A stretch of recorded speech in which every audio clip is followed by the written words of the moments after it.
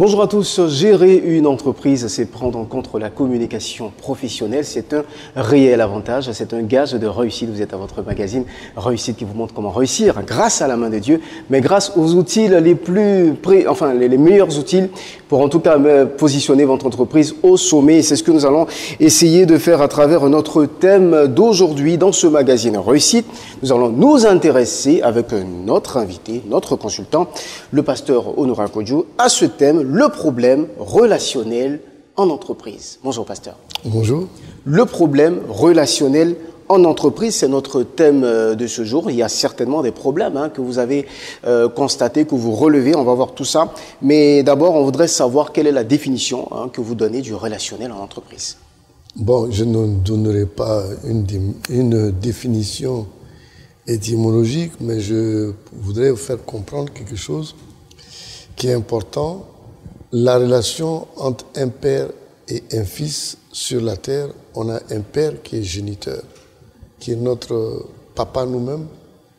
Et la Bible nous dit dans le livre de Matthieu 6 au verset 9, « Voici donc comment vous devez prier notre Père qui est aux cieux. » Donc, le livre de Matthieu nous fait comprendre qu'on a un Père céleste. Dans notre famille, nous avons un Père physique qui travaille pour ses enfants. Et dans le céleste, nous avons un Père qui est Dieu, qui travaille aussi pour ses enfants qui sont sur toute la terre à peu près. Alors, voyez-vous que la question relationnelle est bien là. Parce que si Dieu même a voulu mettre le lien de paternité entre l'homme et lui, c'est pour donner à l'homme des devoirs, des droits, et lui, il a aussi des devoirs à faire vis-à-vis de ses enfants. Autant que ça se passe dans le physique aussi.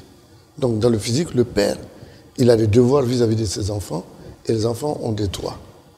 Et ça, dans une société, quand cela est respecté, la relation est mise en place et respectée, la société avance. Mais lorsque la relation est escamotée, en ce moment, il y a des problèmes dans l'entreprise. Il faut savoir que la vision de l'entreprise est différente sur la terre comme au ciel. Au ciel, Dieu travaille pour tous les enfants. Donc, le patron d'une entreprise, quand il a une vision terrestre, il travaille, il crée une société pour lui. Mais quand il a une vision élargie, il considère que la société est à lui, certainement, mais c'est pour les autres aussi. Donc, il travaille pour les autres, il crée la société pour les autres. En créant la société pour les autres, en ce moment, c'est lui qui s'abaisse au profit des autres. Donc, tout de suite, on voit un peu la façon, le genre de relation qui peut être développé entre maintenant les travailleurs et le patron étant à la disposition des travailleurs. Et là, ça c'est le style de Dieu. C'est-à-dire que quand vous allez dans la vision de Dieu, vous créez une société directement pour servir les autres. D'accord. Ok, merci, pasteur. On l'a bien compris. Il y a une forme affective, il y a une forme, je dirais, de collaboration. Il y a une forme également d'entente qui se crée entre le responsable de l'entreprise et ses différents employés. On l'a bien compris. C'est une force, c'est une espèce de définition également qu'on peut donner. Mais est-ce que vous pouvez également nous dire, ce que vous observez en termes de problèmes sur ce volet, sur ce thème? Qu'est-ce qu'on rencontre un peu comme problème dans les entreprises? Qu'est-ce que vous avez constaté qui ne va pas très bien au niveau relationnel? Bon, d'abord, moi je vois qu'il faut parler d'abord des intérêts de tout un chacun. Parce que quelqu'un va travailler, c'est pour un salaire, c'est pour des intérêts. Et dès qu'on comprend les intérêts et qu'on met la relation là-dedans, l'entreprise se tient mieux. Parce que les ouvriers sont plus motivés, parce qu'on constate que le côté relationnel est important. La relation peut s'améliorer dans une entreprise quand l'ouvrier lui-même ou le travailleur se sent sécurisé, c'est qu'il va au travail, il a son salaire, mais encore, il a des avantages sociaux. Par exemple, il a des primes de transport, des primes de logement, il a la couverture sociale. Tout ça, ça améliore la relation entre le patron et l'individu. Et c'est ce qu'il faut d'abord. Quand on place la relation peut être meilleure et même absence de syndicat, dans la mesure où le patron a compris qu'il faut aller pour développer la relation. Il faut développer la relation, mais pour le développer, il faudrait que les deux soient gagnants-gagnants. Mais dès qu'on escamote cela, bon, gagnant-gagnant, je ne peux pas dire à 50-50%, mais quand même, l'ouvrier ou le travailleur tire du profit là-dedans, le patron aussi tire du profit là-dedans, et la relation est meilleure, il y a le respect, il y a la motivation là-dedans, la rentabilité est assurée parce que chacun sait, il y a d'autres même qui vont donner dans la relation, dans le développement de la relation, donner des parts d'action aux travailleurs pour la motivation, pour qu'ils se sentent vraiment concernés là-dedans.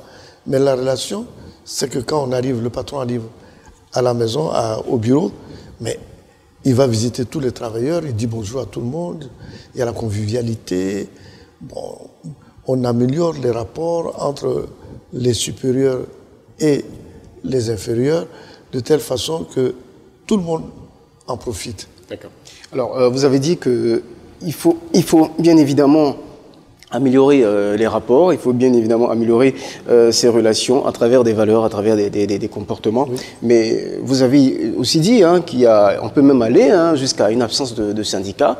Mais nous savons également que dans une entreprise, le gage de l'expression des travailleurs, le gage également, je dirais, de l'épanouissement des travailleurs, c'est de s'assurer que leurs droits soient respectés. Alors, quand vous parlez aussi d'une amélioration de rapports, c'est aussi en tenant compte des droits à respecter. Est-ce qu'en parlant, si vous voulez, d'une certaine forme d'absence de syndicat, ce ne serait pas un peu trop pour, je dirais, pour les droits des travailleurs qui seraient un peu menacés quelque part? Bon, je pense que le syndicat, je n'ai pas dit que le syndicat n'est pas nécessaire, parce que le syndicat est là. Bon, c'est toujours bien d'avoir un syndicat pour pallier à certaines déficiences, à certaines injustices, à certaines erreurs dans l'entreprise. Mais lorsque le patron comprend bien et qu'il assiste bien ses subalternes, j'ai dit qu'on peut même se passer du syndicat. Pourquoi? Parce qu'il comprend, il met à l'aise les ouvriers. Et lui, il a compris dès le départ que quand il fait une entreprise, c'est pour les autres. C'est pour amener à manger, donner à manger aux autres et même les mettre à l'aise, même les visiter à la maison. Les rapports changent vraiment, d'avoir des rapports plus cordiaux, plus affectifs. Et là, franchement, on voit l'engouement de tout et chacun au travail. Les résultats sont très, très probants, sont très bien. Maintenant, le syndicat est toujours bien. Je n'ai pas dit que je suis anti-syndicaliste. Non, pas du tout. Mais je pense que le syndicat joue bien son rôle. Mais quand la vision est bonne aussi, que l'entrepreneur comprend bien les choses, qu'il comprend que si je fais une entreprise, elle est d'abord d'ordre social. D'accord. Alors, tout à l'heure, vous avez commencé en prenant de prévaloir le profit. Voilà, justement, vous avez commencé en prenant des exemples à travers la Bible, ce qui montre un peu que la relation est d'abord considérée par Dieu. Alors, nous allons donc continuer notre analyse pour chercher à comprendre concrètement comment est-ce que cela fonctionne. C'est-à-dire, nous sommes dans une entreprise A, et l'entreprise A est chargée de fournir tel service. Elle est constituée par exemple de 20 à 30 employés avec un responsable, un directeur. Alors concrètement, de manière pratique, est-ce que vous pouvez nous donner un mot, d'un schéma, un exemple qu'on pourrait suivre et dont on pourrait s'inspirer pour améliorer la relation d'entreprise? Bon, il faut dire que il faut d'abord, dans une entreprise, établir l'organigramme. Déjà, l'organigramme permet de voir un peu les différents nœuds au niveau de l'entreprise pour une meilleure rentabilité et aussi pouvoir dégager un profil d'exécution de tâches. Mais à travers ça, il serait intéressant pour l'entrepreneur de comprendre que c'est vrai, il y a la hiérarchie, c'est vrai, il y a les classes, c'est vrai, il y a les barrières, c'est vrai, il y a le respect, mais c'est vrai aussi qu'il a en charge la motivation de tout le monde. Lui qui est là-haut, jusqu'en bas, tout le monde doit être motivé. Il doit conduire le bateau à port. Ce n'est pas chose facile au départ. Et la relation est très, très importante. S'il soigne la relation, s'il arrive à avoir une bonne circulation des informations au niveau de l'entreprise, s'il arrive à briser un peu les clans, qu'il arrive à briser un peu les différents facteurs d'opposition là-dedans, il arrive à mettre en symbiose tout le monde. C'est un rôle qu'il doit jouer parce que la relation, la société, elle est informative. Une société, d'abord, elle est informative. L'information doit bien circuler. Pour que l'information circule bien, il faudrait animer tout cela et puis il faut placer la relation. À tout moment, il faut placer la relation, que la relation marche bien. C'est comme l'huile dans le moteur, ça fait bien tourner le moteur. Une relation bien posée, bien respectée, bien dosée, ça amène tout un chacun à respecter le patron aussi à respecter l'ouvrier, à donner à l'ouvrier ce qu'il doit donner à l'ouvrier, l'ouvrier aussi qu'il rende au patron ce qu'il doit rendre à l'entreprise. D'accord. Alors, pasteur, c'est clair que vous avez évoqué des éléments qui sont, je dirais, très importants, mais qui sont problématiques. Hein. Parce que vous avez parlé d'organigramme, vous avez parlé de circuits d'information, et vous avez parlé de rassemblement, hein, briser des clans, briser des oppositions, enfin, faire en sorte que les oppositions soient totalement colmatées. Parce que nous le savons, hein, en entreprise, c'est carrément, on a peut-être l'impression que tout va bien, mais il y a franchement des clans. Mais je voudrais m'attarder sur une pratique qui est simple. En tant que pasteur, c'est évident que vous le pratiquez. Comment écouter ? Parce que pour mettre en place ce processus, pour mettre en place ce schéma, il faut être capable de développer une qualité d'écoute irréprochable. Comment écouter de telle sorte que, dans une entreprise qui n'a pas les moyens de fournir tout ce dont vous avez parlé aux employés, à travers l'écoute, on puisse rassembler les gens, on puisse faire circuler l'information, et puis on puisse gérer avec tout le monde à travers un organigramme bien établi. Comment écouter, pasteur ? La première chose, pour permettre se mettre à écouter tout le monde, il faudrait que le patron soit un homme assez humble, d'abord. S'asseoir écouter un employé, il faut déjà vraiment être doté d'une grande humilité. Et ça, c'est important pour le patron. Et je dis que ça, c'est possible dans la mesure où il a compris que son entreprise et tout ce qu'il fait doit servir les autres. Ça, c'est du spirituel. Et non pas mettre le profit d'abord, mettre le service, le social d'abord devant. Et quand on met le service et le social devant, on est obligé de pouvoir écouter. Écouter les différentes parties pour pouvoir rendre les choses justes. C'est pas facile d'écouter. Je peux dire même écouter, c'est un art. C'est un peu difficile, mais il faut le faire. Et je peux même dire que dans l'écoute, il est bien de se déplacer, aller dans les familles. On écoute pour mieux comprendre, mais en allant dans les familles, on vit les réalités de l'individu que vous gérez. Bon, il vous explique pas mal de choses, vous êtes au courant de certaines choses, ça vous permet de prendre conscience de la réalité. Et lorsque vous allez juger quelque chose, vous allez juger avec beaucoup de justice et avec beaucoup de vérité, parce que vous êtes dépositaire d'informations. Pasteur, permettez-moi, vous avez parlé d'écoute, vous avez parlé de cette humilité que le responsable doit avoir. Dans le cas nous sommes dans une réunion, avec une réunion d'entreprise, et il y a certainement des employés qui ont beaucoup de choses à dire, de très belles propositions. Mais, vous savez, souvent, quand on lève le ton, même quand on a une bonne proposition, ça peut gêner. Comment s'exprimer en réunion d'entreprise pour que cela puisse impacter positivement l'entreprise, mais sans également écorcher notre image au sein de l'entreprise, pour un employé? Bon, d'abord, il faut voir le déroulé d'une réunion. Oui. quand on est dans une réunion, on ne fait pas une réunion et puis tout le monde parle en même temps. Il y a des motions, il y a des droits de parole, il faut respecter les temps d'intervention. Il faut savoir se retenir et puis écouter tout le monde. C'est pas parce que quelqu'un élève le ton qu'il n'est pas bon et ce qu'il dit n'est pas juste. Ça veut dire que quelqu'un qui sait écouter, qui est assez humble, qui conduit une réunion et il doit amener à un aboutissement complet la réunion, doit être assez modéré de caractère.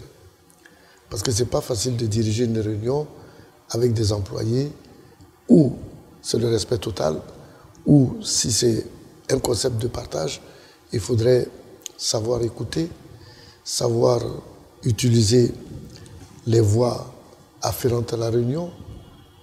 Vous avez une secrétaire qui prend note, les interventions pour intervenir à la réunion, vous levez le doigt, gentiment, on vous donne la parole, et quand vous avez fini d'intervenir, vous avez fini d'intervenir.